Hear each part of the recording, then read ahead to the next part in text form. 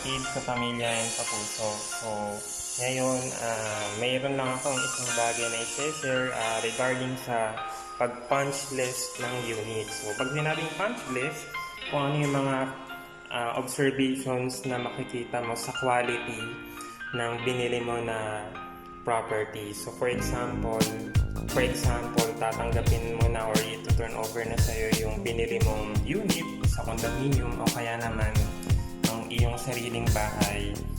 Meron akong isang best na tip para mahanap mo yung kailangan mong i-take note dun sa punch list form. And let's see guys.